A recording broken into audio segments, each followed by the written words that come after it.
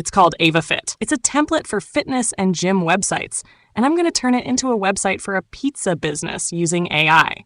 To do that, I'll come here and copy the website link for the homepage. Copy, and then I'll go to Clone to HTML. I'll paste the copied link here. I'll toggle on Keep JavaScript. Full page screenshot has already been selected. I'll now hit the Clone button. As you can see, Clone to HTML is working. All right, the clone has been successful. I'll click to download the standalone HTML, and I'll also download the screenshot. So now we have both the HTML clone of the web page and the screenshot as well. When you come here, it says AI Builder Prompt. Clone to HTML has also generated a prompt, which you can give to your AI website builder in addition to the screenshot and the HTML file you've downloaded. I'll click this arrow to expand and read the prompt. This is the prompt. All right, I'm okay with that. So I'll copy it and then go into my AI website builder, which in this case I'm using Lovable. I'll paste the prompt, then I'll drag the HTML file inside. I'll also give it the screenshot to use as a visual reference. All right, all our files have been uploaded, so I'll now click this arrow button to start building the website. Lovable is working. It is cloning our website. I'll pause the video and return when Lovable is done building the homepage.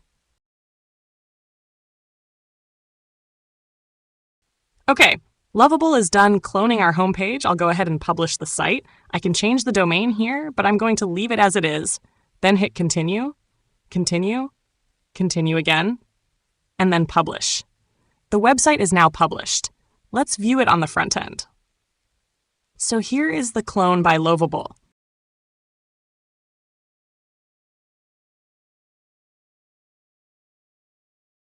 Let's go and see the original website. Here is the original AvaFit homepage.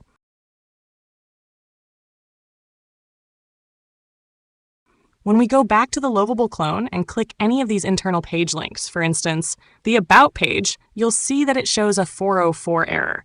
That's because we have only cloned the homepage. To fix this, we have to build the remaining pages just as we did for the homepage. So I'll go to the original website template, right-click the About link, and copy it.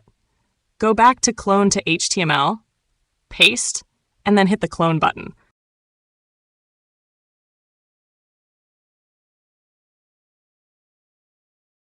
Just like we did before, I'll download the HTML clone of the About page and then the screenshot. And here's the prompt. As you can see, the page route has been captured, /about. So I'll copy the prompt and head back to the Lovable builder. Inside the chat here, I'll paste the prompt. Then I'll drag in the HTML for the About page, as well as the screenshot. Both files have been uploaded, so I'll hit the button here to start building the About page. Now I'm going ahead to clone the rest of the pages, and I'll be back when I'm done. All right, now our final page, which is the contact page, has been cloned. I'll go ahead and publish the site and view it on the front end. Now, if I click the About link, we have the About page live with the exact design and content from the original AvaFit website. The Services link, we have the Services page as well. The blog, the Contact page,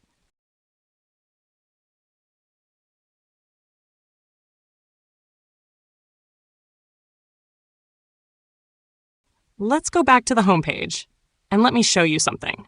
When you scroll down here, you'll see this gallery. On the original website, you'll notice that a marquee scroll effect has been applied to the gallery. But here on our clone site, it is static.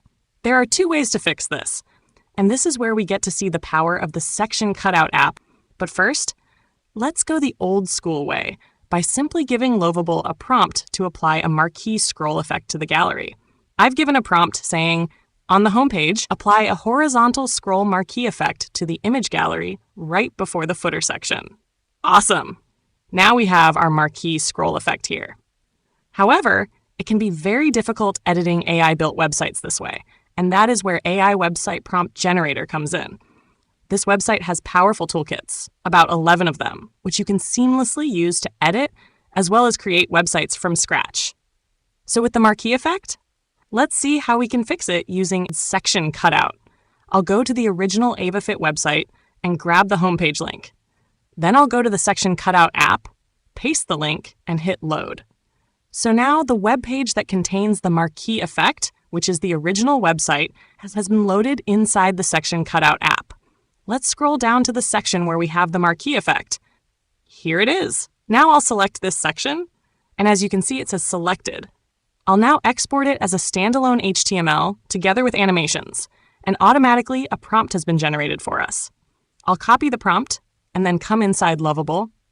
I'll drag and drop the HTML file, paste the prompt, and then hit enter.